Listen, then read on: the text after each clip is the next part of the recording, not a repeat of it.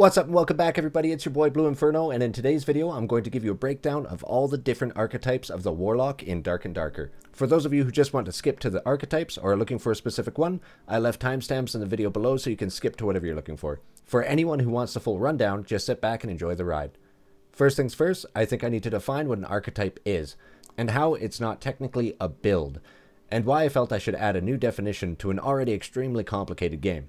And ironically, the reason is to help simplify the game for new players, because the classes and builds can get extremely complicated, as well as to give a fresh perspective to experienced players.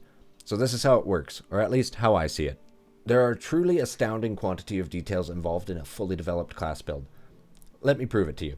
We've got class choice, perks, skills, items with intrinsic stats, weapon of choice, secondary weapon of choice, throwables, enchantments on utility slots, consumables, spells, preferred team composition, playstyle, enchantments on armor slots, ideal maps, ideal opponents, enchantments on weapons. I'm gonna stop there, but I think I proved my point. I noticed this because over the past couple of days, I've set out to write a script fully detailing the 3 most common Warlock builds, and no matter how I wrote the script, I knew there was no way to keep it short and sweet for a new player. And in my thought experiment of trying to specifically define these builds for other people, I realized that all of the builds had a massive amount of overlapping factors, and if I could just find a way to define that concept in a simple way, then I could explain it to a new player in a way that they can use the information immediately. So I came up with the idea of an archetype. If we were to look at a build as including all of these different factors, and instead we were to just limit it down to these 2 things, then we'd have an archetype instead of a build. In short, an archetype is the foundation to a build. So in effect, you as a player can know all of the available archetypes from me in this video, so you can immediately start making use of the powerful and valuable synergies that are in the game, while you can discover the abilities and modifiers that work best for you, or even look up other content creators' guides that go into significantly more detail. And if you find this video to be helpful, or you just want to show support, please consider liking and subscribing, as for a small content creator like me, it really makes all the difference. For each of the archetypes, I'm going to give them a name that I just came up with, and I'm also going to give a difficulty ranking from 1 to 10 on the top right of the screen, where 1 means it's easy to use, and 10 means it's extremely difficult to use, based entirely on my opinion. So consider it more of a suggestion than a law. I will then include a brief description of what it's going to be like to play, and then describe 1 point of strength that only it possesses, as well as provide its greatest weakness. And this weakness will not include movement speed being an issue, because the way the meta is right now, if you're too slow in the dungeon, it doesn't matter who you are or what you have, you're dead. So it could be the weakness for all classes. With no further ado, let's begin. The Corruption Demon. Difficulty, 5. Skills, Blood Pact and Blow of Corruption. Perks, Demon Armor and Soul Collector. This is probably the only viable magic damage dealing Blood Pact archetype. You'll activate Blow of Corruption just before transforming, then use the Demon Form's Exploitation Strike right before you engage your enemy, and your Bolts of Darkness in Demon Form will actually do something. But like all Blood Pact archetypes though, your time on the front line is limited, as you're slowly dying. Its greatest strength is it's capable of stacking the most instances of magic damage in the game. Its greatest weakness? Long-ranged opponents. Nuke Demon. Difficulty, 9. Skills, Blood Pact, Dark Offering. Perks, Soul Collector, and Vampirism. This one here is burning the candle at both ends. You prepare yourself with Dark Offering to boost your damage to incredible heights, and then take Demon Form to maximize your potential hit points. Both of these abilities are going to chew through your hit points over time though, so you're going to have to find some way to survive the price you pay. But if you can, you'll be truly unstoppable. Potentially having a Pocket Healer Cleric would be enough. Its greatest strength is it's the highest possible fighting form a Warlock can achieve. Its greatest weakness is it has an extremely long buff duration to get started. The Careful Demon. Difficulty, 4.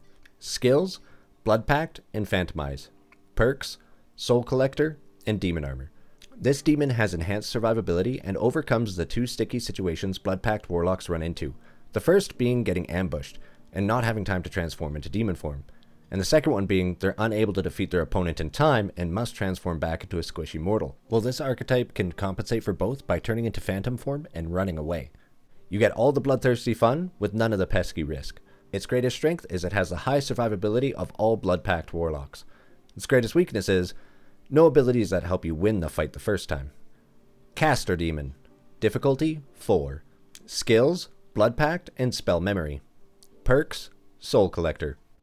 No two caster demons are the same, capable of either buffing themselves for melee or just acting like a ranged caster until their enemy gets too close. But either way you play it, you have a lot going on, switching between early fight spells and having the ability to buff up and charge at your enemy. Their greatest strength, they're the only caster warlock with a resilient melee presence. Their greatest weakness is long-ranged opponents. The one-hit wonder lock. Difficulty, 7. Skills, Blow of Corruption and Dark Offering. Perks, Dark Reflection and Vampirism. Nobody has ever put this many eggs in one basket. After your buff is done with the Dark Offering, and your hit points are at an all-time low, you charge at your enemy to level the most devastating bonk that has ever been delivered. And if it's not enough to kill them, the Dark Reflection certainly is. I would personally use a magic staff for the most extreme damage possible. Its greatest strength is an unbelievably high damage single hit. Its greatest weakness is, you die instantly, or they do, and sometimes you both do. BOC Lock, the classic. Difficulty, 2. Skills, Blow of Corruption and Phantomize. Perks, Dark Reflection and Demon Armor. This archetype is essentially a Blow of Corruption delivery system. You activate Blow of Corruption on the highest damage kit that you can get, and charge your enemy while in Phantomize. This archetype has been the scourge of many a ranger. You are completely invulnerable to physical damage while you deliver your high damage payload. Take note that with this archetype, you have extremely limited versatility. Its greatest strength is being able to deliver a high damage payload, and its greatest weakness is it has zero flexibility whatsoever. Hybrid Lock. Difficulty, 3. Skills, Blow of Corruption and Spell Memory. Perks, Torture Mastery and Curse Mastery. The Hybrid Lock is the master of the unfair fight. Typically they open with multiple damage over time spells that harm their opponents and heal themselves, but then are capable of buffing themselves even farther for a more explosive performance in melee. Given they can do both types of damage, physical and magic, they have the versatility needed for almost any engagement. Their greatest strength is they're extremely versatile, and their greatest weakness is against long-range combat. The Terror Ghost. Difficulty, 8. Skills, Dark Offering and Phantomize. Perks, Vampirism and Dark Reflection. This is the ultimate supernatural executioner archetype. By chugging a powerful healing potion as you start your Dark Offering, then using Phantomize to charge your enemy, you optimize your hit points on arrival to your enemy, and you will have an unbelievably potent physical damage advantage. If you can get a sizable Dark Offering and a single precise attack from a powerful melee weapon, that single blow will likely end your enemy's dungeon delving days.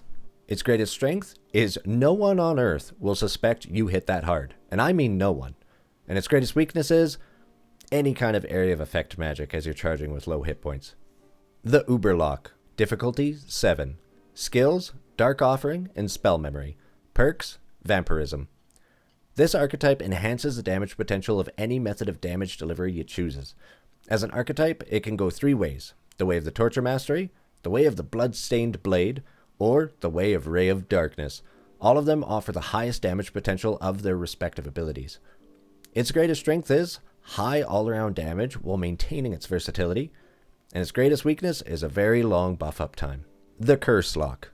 Difficulty, 1. Skills, Phantomize and Spell Memory. Perks, Torture Mastery, Curse Mastery, and Vampirism. Spells, Curse of Pain, and Power of Sacrifice. While I encourage experimenting with different spells on other archetypes, this is the most tried and true archetype for the Warlock. If you've read the legends about Warlocks, they're all based on this one. The Curse Lock is best described as death by 1,000 cuts. You kite your enemies, hitting them with an endless barrage of damage over time curses that hurt them and heal you, and if you make a mistake, you Phantomize away to safety. Then you begin the torture all over again when the Phantomize ends, and you'll be the cause of so much rage and so many tears in many lobbies to come. Its greatest strength is it's extremely hard to kill. Its greatest weakness is sudden ambushes from rogues that can silence you. The Mastermind. Difficulty, 10. Skills, Spell Memory, and Spell Memory 2. Perks, unknown. Spells, yes. If you take this archetype, you'll have to have a truly incredible amount of knowledge, and you yourself personally will have to possess more than I do. Because your spells largely fit in 2 categories, buff and curse, this archetype acts less as a force on the battlefield and more like an influence, enhancing your allies and hindering your enemies. The battlefield is your chessboard. Its greatest strength is extreme team utility.